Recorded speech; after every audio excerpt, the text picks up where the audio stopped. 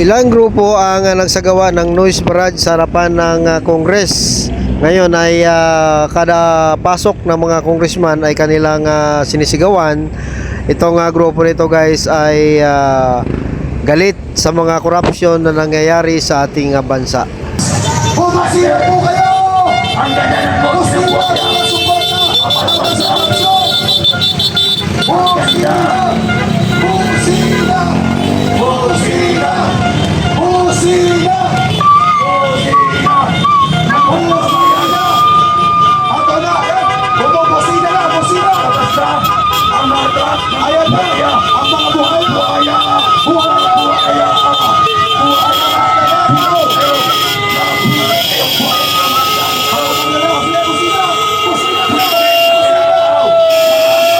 magkanako ng congressman.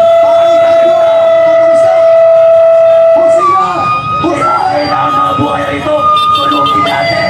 Pati ang kaluluwa ng mga buhaya. Hoy, buwisit! Huwag kang tumingin sa amin ka. Gago! Mga buhaya, nakikita nyo mga motorista nito. Ito ang mga tao, nagpapayag ng pulis, nakinukurang ninyo, naapektuhan ng baha. Tama! Busina po kayo, busina! Paramas kayo ng mga buhaya. Mga buhaya ang buwisit na politiko. Mga pisanan kayo. Bias! Bias! Bias na media! Bias na media! Bias na media! Bias na media! Wala kasing pera dito, media! Wala kayo makukuha dito! Sandaan mo. Ang siyaga ay pasitili patron. Mga buwisit na media.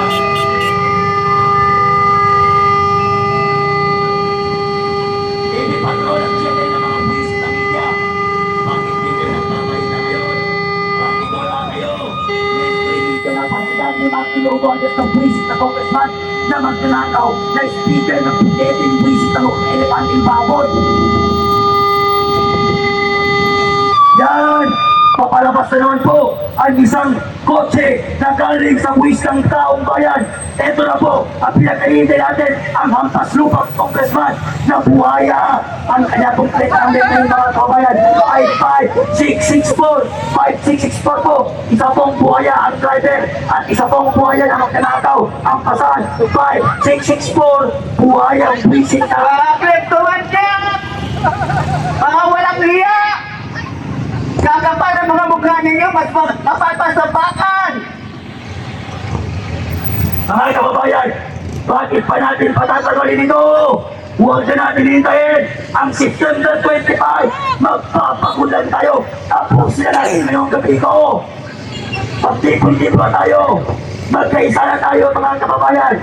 Iwan mo natin ang pamumulitiko at ang mga kulay ng sinusuportahan natin kulay ng mga politiko.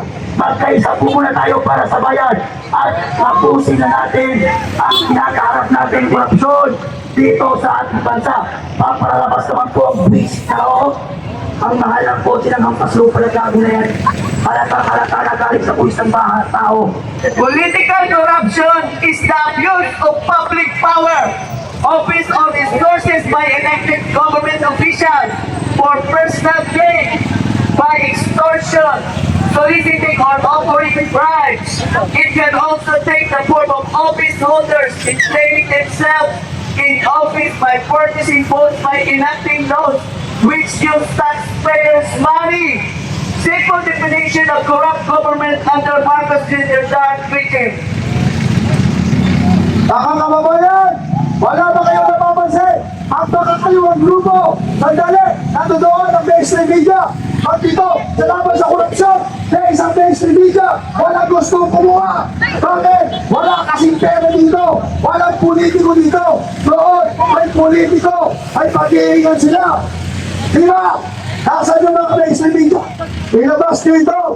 Ang sentimiento ng taong bayan, bilang pakitugon ng mga motorista na kayo ay apektado sa pangungurakot ng gobyerno ito. Pakibusina po! Lahat po kayo! Apektado! Busina! Busina! Busina! Busina! Kung mahal nyo at nakabayan! Kung mahal nyo! Kung mahal nyo!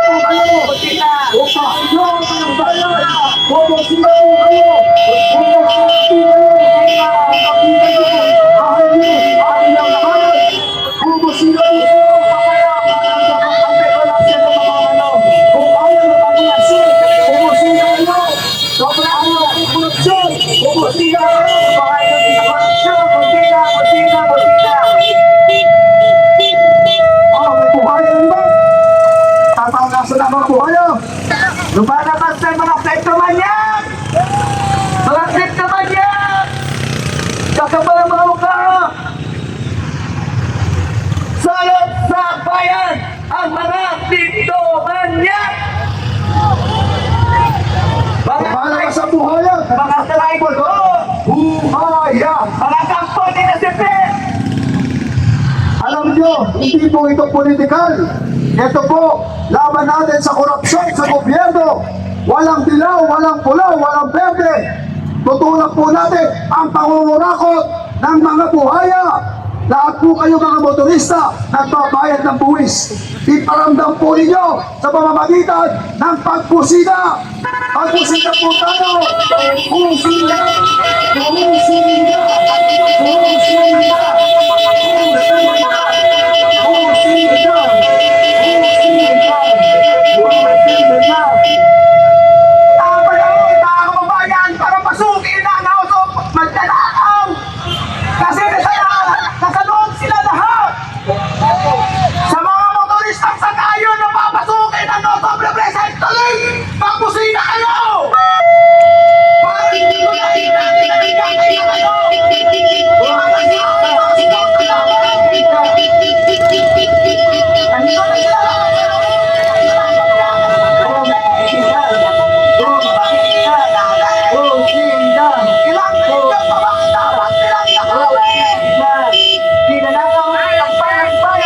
Samantala habang nagsasagawa sila ng noise barrage sa labas, sa loob naman ay kakapasok lang ni BP Inday Sara para mag-attend ng budget appropriation sa Office of the Vice President. At ito ay nakuha ng video and na-interview ng mga media.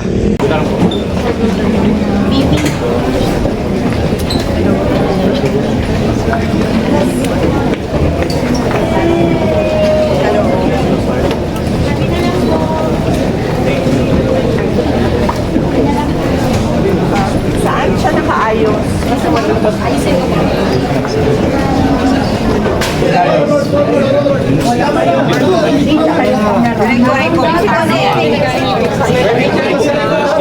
Wait. Singko pa ba ng konti? Guys, kindly settle down. Settle down lang muna kayo. Settle down po muna. Pakibaba na lang po yung mic. Pakibaba na lang po. Nakatamaan po si ma'am. Okay. First question, Marisol. Were you expecting the scenario this morning that you had na marambay sa... Yes, ma'am. Opo, it was actually for last Friday. Ready kami last Friday para pumunta dito. But the budget sponsor decided to defer it Tuesday morning. So ngayon, present ng budget ng Office of the Vice President at na-depend ng approved sa CBM under the National Expenditure. Just like last time, kayo lang din ang mag-isang marambay sa budget hearing ko ng Oh yes, oo. Nag-usap kami ng mga kasamahan ko sa Office of the Vice President and syempre lahat ay apprehensive pa sa nangyari noon sa mga personnel. Nangyari noong committee hearing sa House of Representatives sa mga personnel ng Office of the Vice President na ang daming kinabahan, ang daming nagka-anxiety, ang daming nagkasakit. So sinabi ko sa kanila na it is best kung ako na lang yung maharap sa budget hearing ng Office of the Vice President. Next question, Marian. BP, yung 7.4 million pesos po na binanggit nyo, security personnel po, public funds po ba galing? Yes. Oo. Napakaklaro nun, no, na wala akong ginamit para sa akin, para sa Vice President, na pera ng gobyerno para sa mga biyahe ko overseas. Merong sinacharge sa Office of the Vice President ay yung security. Decision yun ng Armed Forces of the Philippines kung magpapadala, ilan at kung sino.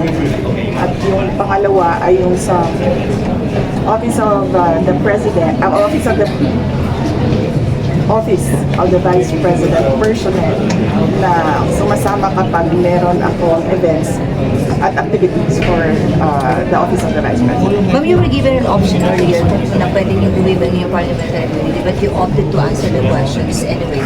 Why po? Yes, oo. Ano nga ba yun? Meron silang tradisyon. According to the House of Representatives, meron silang tradisyon na hindi na nag-hearing ang budget ng Office of the President at Office of the Vice President. Pero kanina tinatanong ako kung i-waive ko ba yung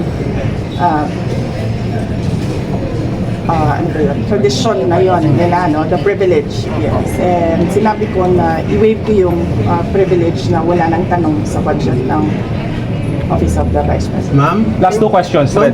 Ma'am, were you expecting yung mga confidential fund questions and yung mga questions about your travel doon sa mga lawmakers na galing sa Makabayan? Were you expecting it already?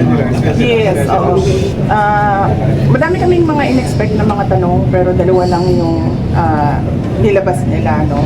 Yung tanong sa confidential funds na sinabi ng defense lawyers na huwag sagutin kasi meron silang defense strategy na hindi dapat malaman. Ma'am, pero yun nga ma'am, you expected po ma'am na parang dalawa lang yung Makabayan pero yung minority po ma'am had to offer your privilege, parang nirespect nila na hindi na sila magtatanong. So ano po yung reaction po nila yung almost all of the minority block po ma'am na hindi na rin po nagtanong aside po ng Makabayan? Hindi ko naintindihan yung tanong, sorry. Pakiulit po. Aside po ma'am, kasi na parang nilay na rin po ng minority, hindi na po nagtanong yung almost lahat ng minority, members ng minority sa inyo. Of course, majority expected na hindi mo magtatanong. Yung minority hindi po nagtanong sa inyo ma'am. So ano po yung reaction po ninyo na parang dalawa lang sa minority, yung Makabayan Block lang nagtanong and hindi lahat yung ng minority members mo? Wala akong feelings or reaction sa doon. Last question.